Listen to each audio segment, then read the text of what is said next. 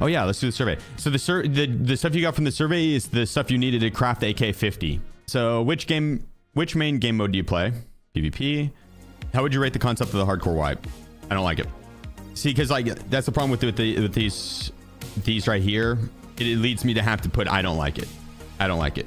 I don't think I overall don't think the hardcore wipe was done right. I don't think that the hardcore wipe was done right. I do like Tarkov still. I'm having fun with Tarkov, but I don't think that the hardcore wipe was delivered well, and it was almost as if it was an afterthought. A lot of the changes and stuff were done reactively instead of proactively, and they could have and should have been seen ahead of time. They were told ahead of time with a lot of them, right? And so I feel like too much of the stuff was done reactively. It's better that there's some reactive, like it's better some reactive than none. But the concept of the hardcore wipe, I feel like overall they missed the mark. They missed the mark. Your regular Tarkov, the main goal in it is to essentially load in. You go and fight over the loot. The spoils go to the victor, and you progress quest wise, character level wise, and hideout wise. Those are your main three things, right? Is that good on the music level? So like your normal Tarkov, you have those three main things for progression, right? Your character levels, I guess, and four things, and your stash, right? So you're trying to gather goods, and you're essentially going in, you're looking for the highest value item. You want to pick those items up. You want to sell those items to buy more items, right? That then you would then want to use or need for quest, upgrade, anything like that, right? So that's normal Tarkov. And then BSG's version of hardcore. These are the changes that they went with essentially. Day one, there was no quests without any extra, without any ETA of return, but they did bring it in day two. So I don't know if that was like a planned thing or they just saw that a lot of people didn't like day one with no quests. I think day one with no quests would have been fine. I'll go over all I'm going to just list what the changes were, and then I'll talk through like what could have been changed. Locked traders at level 1. To get level 2, it was time gated, and they released certain traders first and then other traders later, and we're now at level 3 traders, and it's been like 3 weeks roughly into wipe, roughly, and we haven't gotten to max. So around a month into wipe, we should hit max traders. Increased amount needed to be traded with the traders to level them up. So like Peacekeeper, you have to spend 75k to get him to level 3, right? You got to drop a good bit of dough. Some are easier than others to level up, like Therapists already have 31.8 mil spent with, right? And that's because of the increased cost of goods. So like Analgens are 14.2k. Lucky Scav junk boxes are 1.84 mil. They were 1.1 mil previous, right? Prior, the previous wipes. But they also lowered how much we could sell stuff to them for. Again, none of these things are bad. I'm not necessarily saying one way or the other. It's more so these are just the changes. But they lowered how much you could sell things for. The bosses started at 100%, then dropped down to 75% after what, like 5 days? And then after another 4 or 5 days, they dropped to 50%, and then they've stayed there, and they've been at 50% since. At the start, they forced transits, so you got 3 maps off the start, then you had to transit to the other maps. That was a big issue. We'll cover on that in a minute, but they did away with that. The loot is nerfed heavily. The locked rooms, the just general open world loot, the rare loot specifically is nerfed heavily. And then some of the weapon spawns, ammo spawns, all that stuff got nerfed as well. The hideout items needed to level up your hideout, to upgrade your modules and stuff like that. Almost all the modules were doubled in the stuff you needed. The gym, the Hall of Fame, I want to say weapon rack, I don't think were doubled. But all the like the main modules were doubled. You still need the same amount of stuff for the crafts. So I didn't really see much of the crafts in the hideout being adjusted. And I could be wrong on that because I haven't looked through all of the crafts, but I didn't see much adjustment on that. The barters, they removed some barters.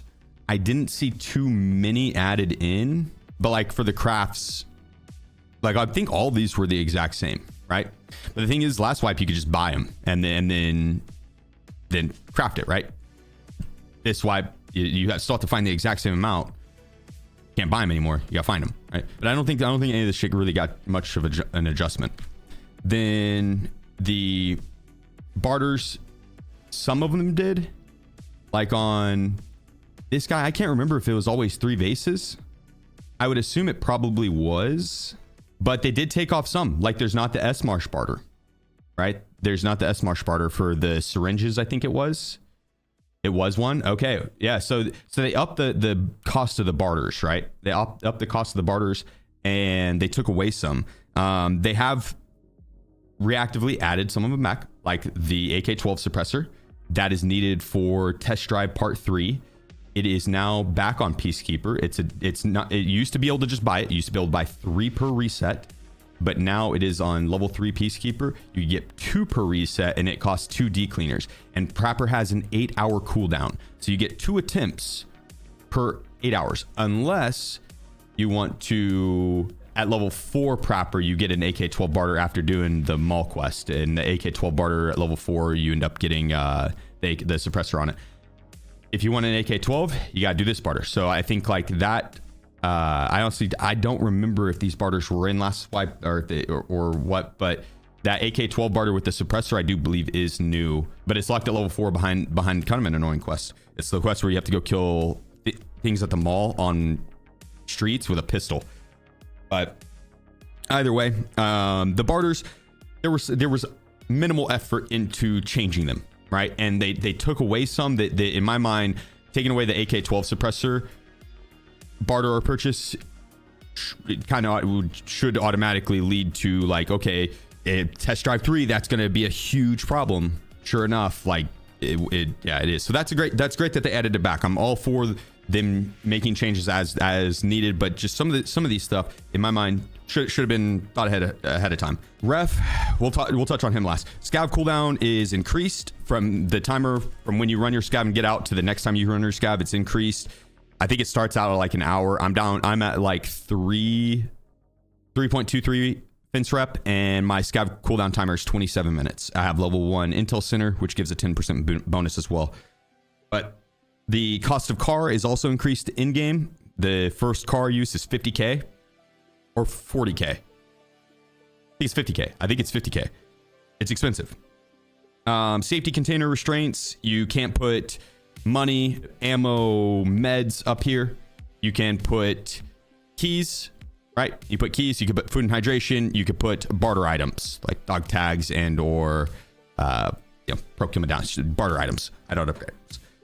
Then no flea market. So we do not have the flea market. It'll show stuff here, but the only things you'll see on here will be through the traders themselves.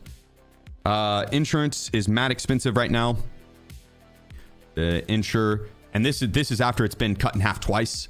So just to ensure this, it's 79k. And for a full kit, last wipe it was around 150k for like a meta kit. 150k. So like 150k for a normal kit. This alone would have covered over half of that cost last wipe. So the insurance is still too expensive, but insuring certain pieces isn't too bad, but that's after it's been adjusted a few times. And then there's no dollar, euro, ruble conversion, right? I think that's more or less what everything that they've changed. There's going to be some other slight minor things, but those are the big things, right? Those are the big things. I sat there and I was like, well, okay, if I didn't really like how they went about doing the Tarkov wipe, and there was a lot of stuff that I felt like was missed and or overlooked or just ignored. I was like, okay, well, what did they do right? Right? Out of all the changes that I just mentioned, what did they do right? The loot in game, I think the one thing they did right with that is there's an increased amount of food. I don't know if you guys have noticed, but all around Tarkov, it's much easier to find in-game food in-game. Food and hydration. Much easier to find food and hydration in-game. Running through Resort, it's easy to find it now. And there was, last wipe before, there's times where it wasn't, right? The increased, the key spawns. That's another one that they changed, which I'll touch on that too. They increased the amount of food, and then keys. The key spawns, they added static key spawns for quest keys, all the early ones especially, that have like 3 different locations that they could spawn in. And so you can go to one of those 3 locations, look for them. They don't always spawn, but they have a decent spawn rate. So that's not bad. That's a good change. Yeah, almost all the key spawn, almost all the quest keys, the early ones especially, have those. That's a great one. They restricted the containers. I think overall, from a hardcore perspective, I think that's good. I think the food and hydration keys, obviously, those things are cool. They could go up there.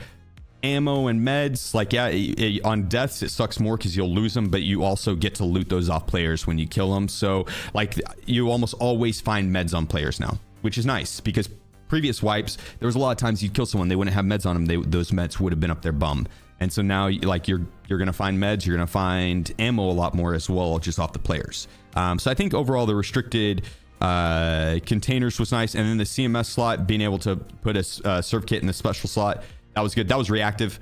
The CMS kits and serve kits are a lot harder to find this wipe. I've barely found any serve kits. I think I've found maybe one in game, and that is after 620 raids, right? One in game. It's very rare. Oh yeah, you can put injectors in your bum too. That's another thing. So as far as meds goes, you can put injectors, which is a plus, I'd say, because that's a little bit of leeway. And then the reduced scav timer.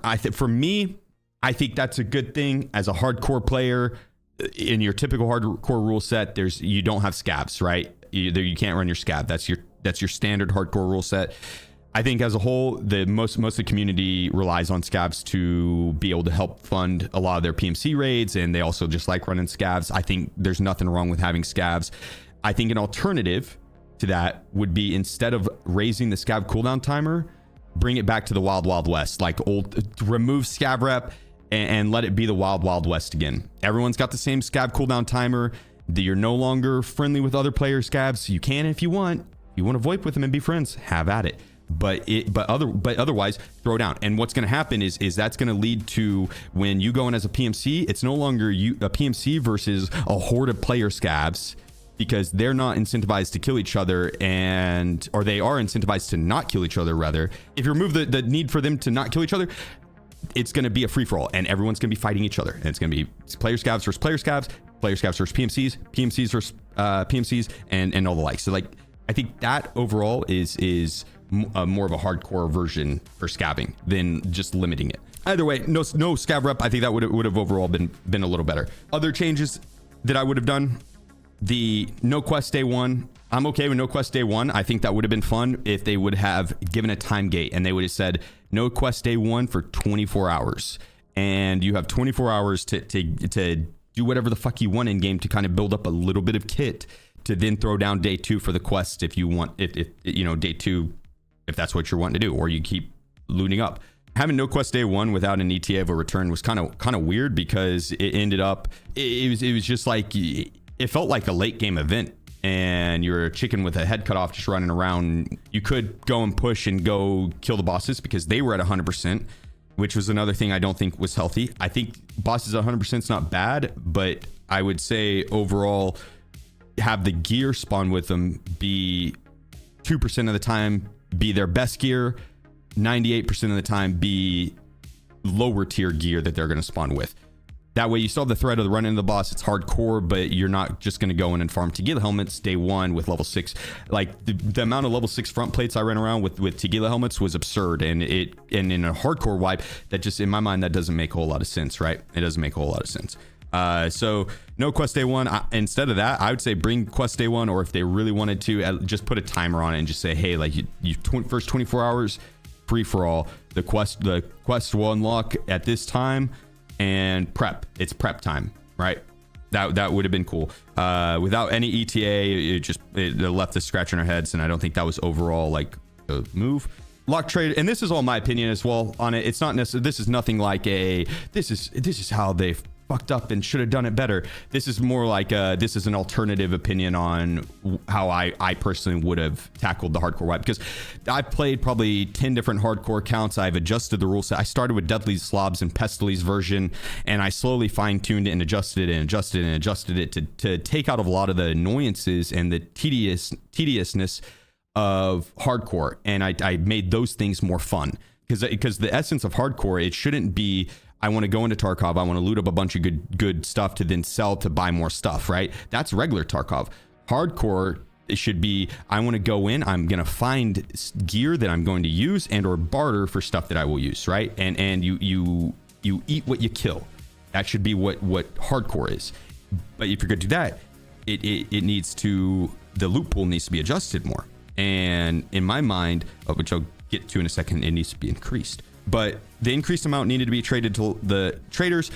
I'm okay with that. I think that was one of the neutral ones. I think overall it needed a little bit of fine tuning. Being able to buy euros and dollars should have been swapped over to Fints. That way you have a way to convert. Because if you did what I did, where you accidentally turned in whatever quest needed the euros, I turned in like 17,000 euros. Because look, whenever you go to hit turn in on any other quest, you have this right here, and it's going to pop up and have all of the options that you want to do. But on a money one, if I can find it, I'm gonna show you. I'm gonna waste all my euros just to prove the point. Euros, I don't care as much. Here we go, euros. So you see how it says turn in? You hit that, takes all euros immediately. Boom, all gone, all gone. There is no turn in box there. It just takes it all. And so 17,000 euros I had spent at the start. Not a big deal. You can get euros back. That was another thing that changed with the loot pool, is you find a lot more euros and dollars in game, especially off the scavs. They could have random $1,000 euros, stuff like that. But I think overall, what that led to was the next 3 hours, because I needed to get euros to buy a Wi-Fi camera. The next 3 hours was me hunting down scavs and killing scavs to check their backpacks looking for euros. And when your player base has a very limited time, it's like things like that in my mind need to be kind of thought ahead of time. And it, like, yeah, I could see the thought process of like, oh, we don't want you to be able to just buy dollars to level up Peacekeeper, and we don't want you to be able to just buy euros to level up Skier, so we just remove those as an option altogether. No, put them on Fence. Put them on Fence. We should have a way to convert euros to dollars. I shouldn't be sitting here with $90,000 because there's zero way to convert that, and or like in my mind, I just think overall conversion being taken away because they don't want us to level up Peacekeeper and Skier that way just is crazy.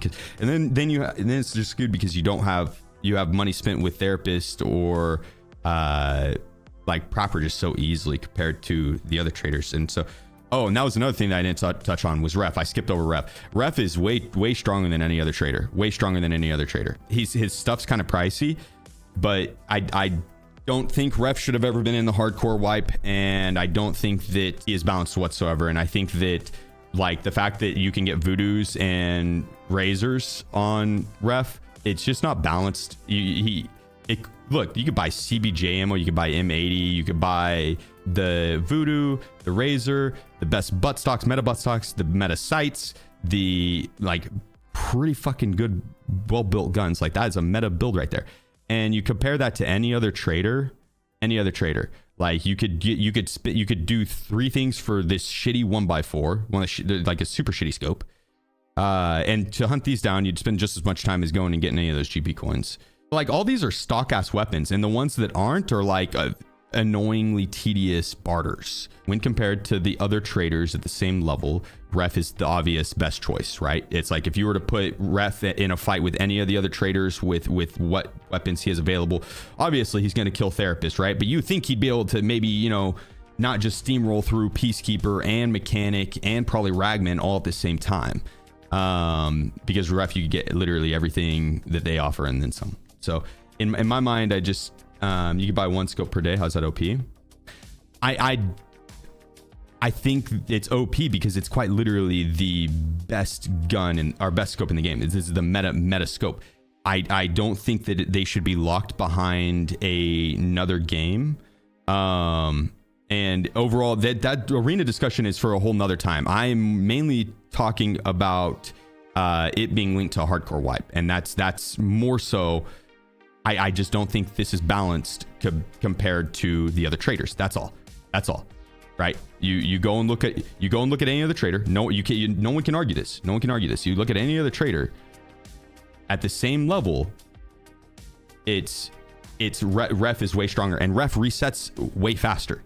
So maybe they upped the timer on his reset. It was 4.5 hours. So again, it's nothing against Arena. I just in my mind, I just don't think that Ref is what I just don't think Ref is great for a hardcore wipe. I think a hardcore wipe, in my mind, I'll go through some of these changes, but that's one thing that I just don't. I feel like he's not balanced well. If you wanted to add him in and do it, his gear that you can get from him should be on his gear is balanced well now. If you could buy all this shit off the flea, no problem, right? But you can't buy this shit. You can't get this scope anywhere else off purchase. Nowhere else off purchase. It's the best scope in the game. This is the best scope in the game. Can't get this anywhere else off purchase, right? That's not good for a hardcore wipe in my mind, right? Not good for a hardcore wipe. because the idea of a hardcore wipe is in my mind, you're going in and you eat what you kill, right? And it shifts the focus away from I need to go in and get a bunch of rubles to then buy a bunch of shit. I need to go in and get the barter items that I then need to barter with the traders, and I shouldn't have to go to play arena to be able to get a scope I need for a quest, because there's no other way to get a Valde in game. I'll leave it at that. I'll leave it at that. But there's a lot of people that do like arena, and that's fine. I just for a hardcore wipe, it's not my ideal situation.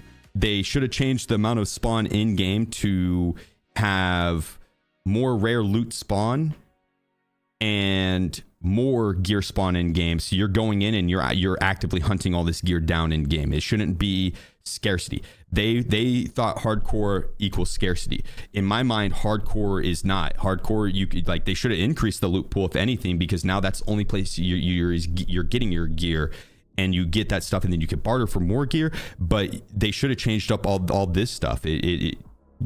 Most of these, in my mind, could be done away with for the most part. And then also there should be more barters than there are things for cash purchase in a hardcore wipe.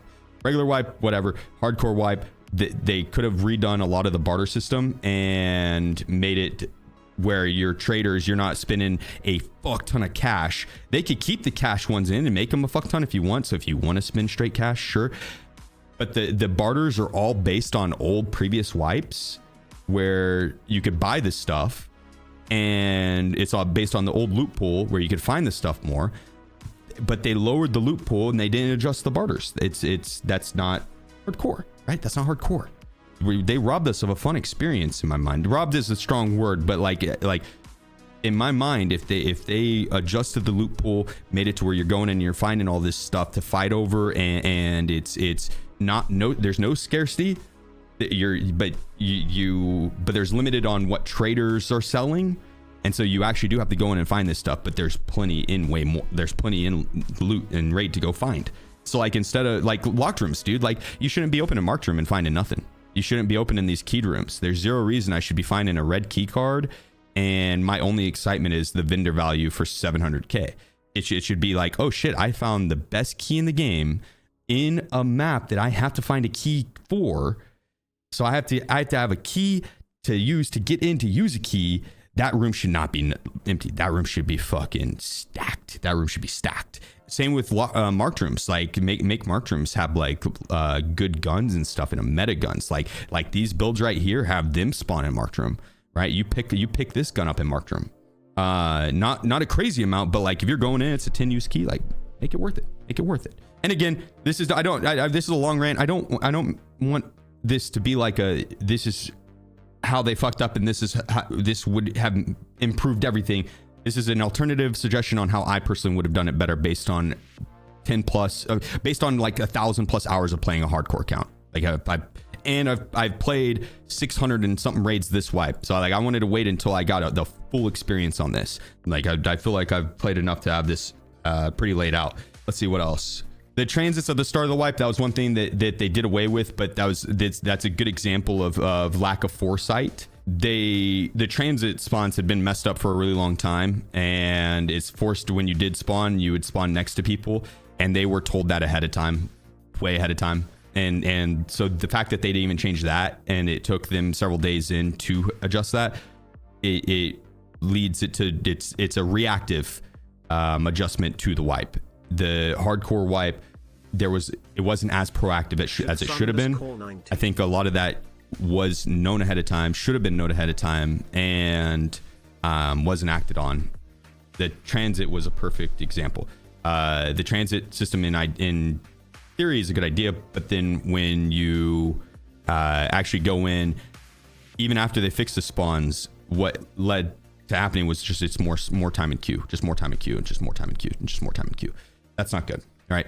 For the average player, that's way too much queue time, And so the transits thing, I think, was a massive mistake. I think the nerfing the loot was a massive mistake. I think the bosses at 100% with the really good armor all the time was a massive mistake. Even Ref is a good example as well, because day one that they released Ref, his barters were hella cheap, dude.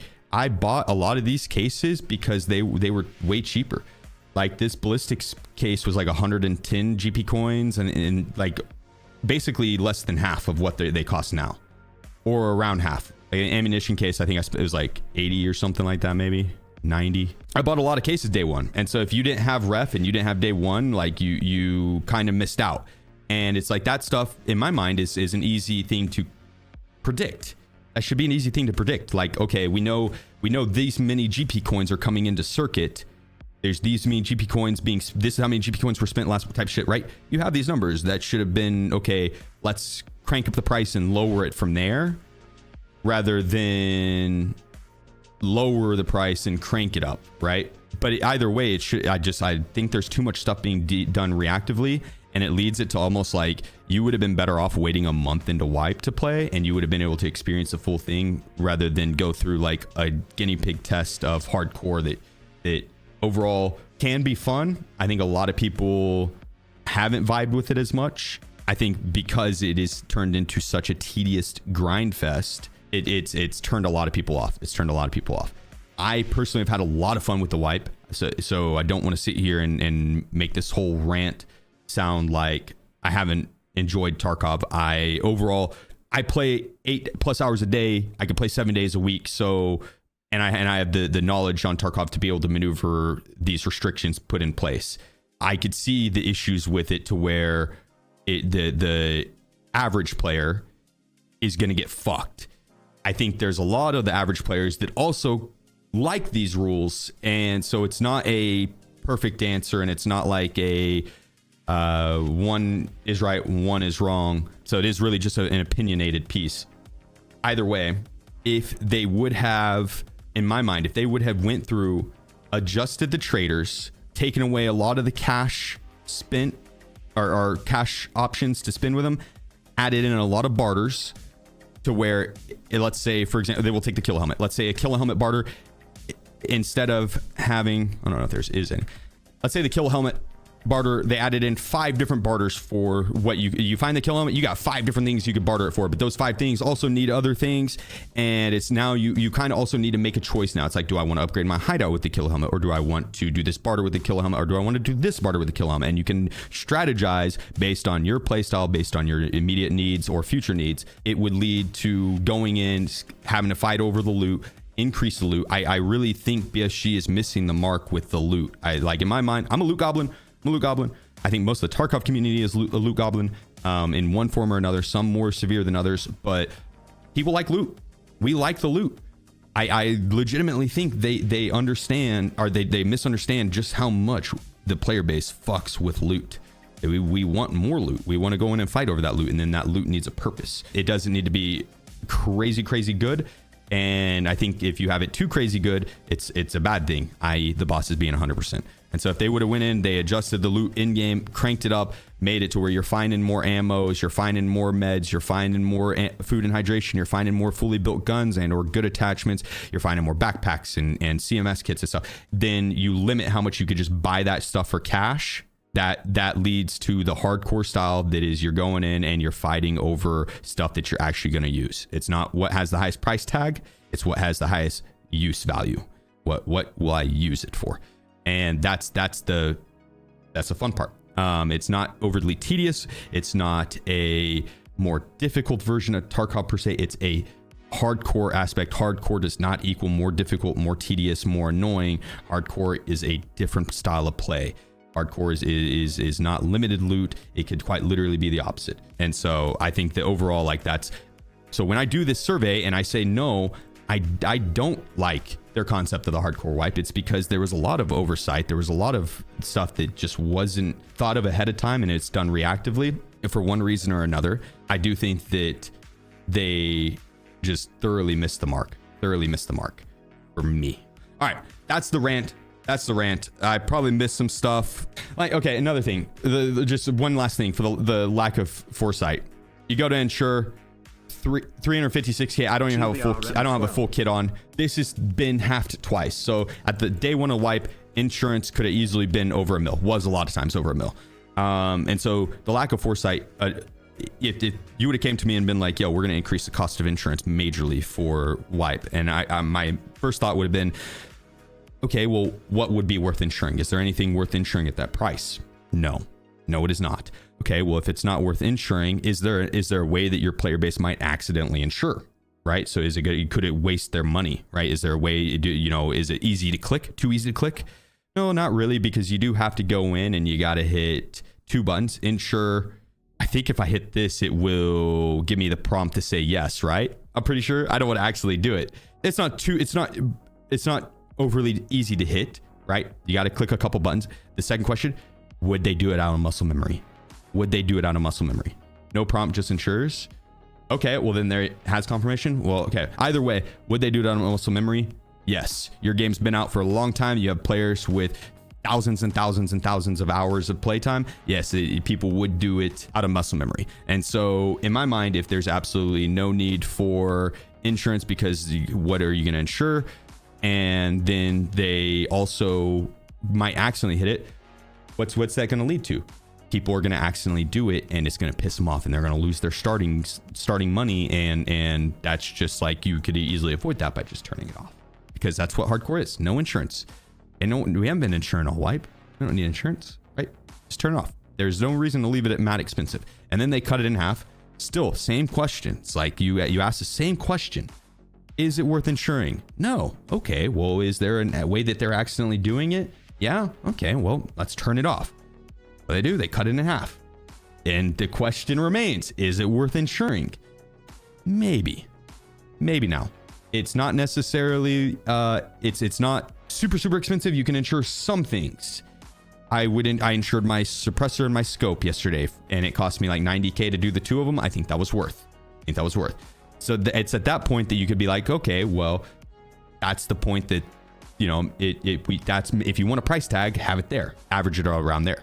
That's something that took all of 5 seconds to get to. Feel like that's the lack of foresight that I'm talking about. Okay, done. Into the rant. So now let's do the survey. Which hardcore wipe changes do you like the most? Disabled flea market. I think that fits. Nope. Increased hideout requirements. They shouldn't have added that until after they had the thing that you could place in items as you collect them. So if you have 10 out of the 15 items needed, those 10 items aren't taking up stash space. You can now turn them in ahead of time. That overall would have been great with an increased hideout requirement, no problem. But with an increased hideout requirement and without that ability to turn them in, it leads any standard player to really feel the pressure to go spend some money on that stash space. Let's go spend some money on the website. It's like, oh, can't get the stuff I need. Let's go buy Arena. You know what I mean? It feels grifty. Increased hideout requirements. No, I think that just doubling them without adjusting anything else. Hideout doesn't need found in raid items. Yeah, that's good. If you got something shoved up your butt that you needed, boom, you got a little bit of leeway with it.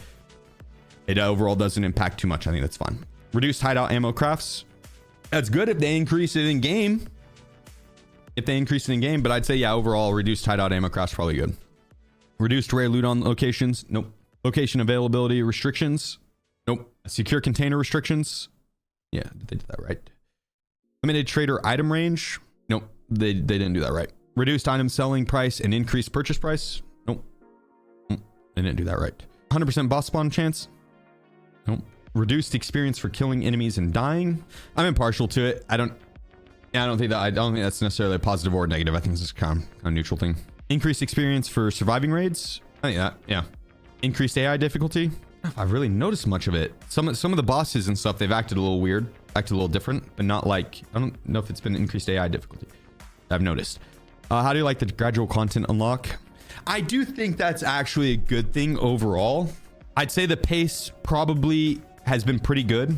It has kept people like myself from, we've already progressed super far, you know what I mean? But it keeps people from being able to like steamroll others just because they progressed faster at the start of the wipe, which I get a lot of times. It's like, oh, well, you should be rewarded for that progression. And I agree with when you have traders that could give you a lot of good gear, it leads to the haves and the have-nots being pretty drastic, and I don't think it leads to a fun player experience for any new player or any person that maybe hadn't just got started with the wipe. So it basically it keeps the overall community on the same playing field, a little bit more of an even playing field, which I think it's probably overall healthy for the game. It does have nuances and aspects that I'm not used to, so I do like it overall. Okay, so like this is one. How do you like it? I would say it's too slow. I lose interest in the game. There was a couple times where I had progressed too fast and I was like, okay, I don't really have anything to do, and I'm kind of like just locked on waiting for them to unlock the next quest. And on those days I lost some interest. I was like, I want to progress the account, I want to level up, I want to play, right? I don't want to be punished for playing too much. And it almost did feel like I was punished for playing too much based on that. But I also have to realize that I no-lifed the fuck out of the game, and overall the amount of hours I put in to progress that far to hit that cap, I'd say it's probably, the content frequency is probably decent. It's probably decent. I think the large majority of the player base did not get capped. I think the large majority, yeah, I'd say it's probably satisfied with the content frequency. Do you think playing with flea market disabled is more interesting? Yeah, a little bit. You like the gradual decrease of boss spawn rate? Yeah, this right here, I don't like it. The economy has already been damaged significantly. I hate it. This created an even bigger player disbalance. That's the haves and the have-nots that I was just mentioned. It's like, the gradual decrease. So it's not that I dislike the gradual decrease. Like, are they wondering if I like the boss spawn rate at 50% right now, or did I like that it went from 100 to 50? Right? Those are two different questions. I mean, if we go off just the gradual decrease of the boss spawn rate, with the answers they have, it leads me to believe they're actually asking, do I like it at the 50% now? Do I like that they lowered it to 50%? That's what they're asking. That's what they're asking. Based on the answers, that's what they're asking. Not that, do I want in the future, would I want them to lower it from 100 to 75 to 50? It's like, do I like that it's at 50 now? I'll tell you, I don't like it. The economy has already been damaged significantly. I would say that probably that, because I don't want them lowering it more. But I like that they lowered it from 100. Yeah, it fucked with the player base, and these two answers are the best ones for sure. Has a hardcore wipe affected your playstyle? It's definitely affected my playstyle overall. I'd say I play more cautiously and avoid players when my gear is quest item related. For example, Test Drive 3 or any of the Test Drive quests where it's like I have a limited amount of gear to use to do this quest. I need to do well. I'll play different than I did the previous wipe where it's like, oh, I could just buy this gear. I'm just gonna push people because I'll just go buy the gear again, right? So I would say, yeah, definitely. I think it is 100% affected my playstyle. Has hardcore wipe affected how long you and your teammates play the game? I keep playing the same frequency. Well, I play solo, I guess.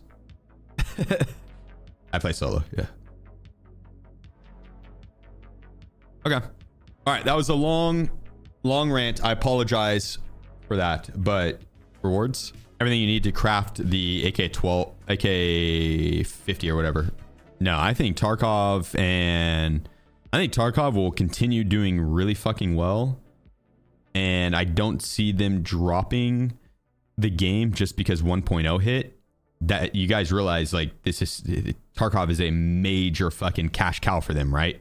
They're not just gonna drop it come 1.0 and be like, all right, let's just let this fucking thing that makes us millions of dollars die.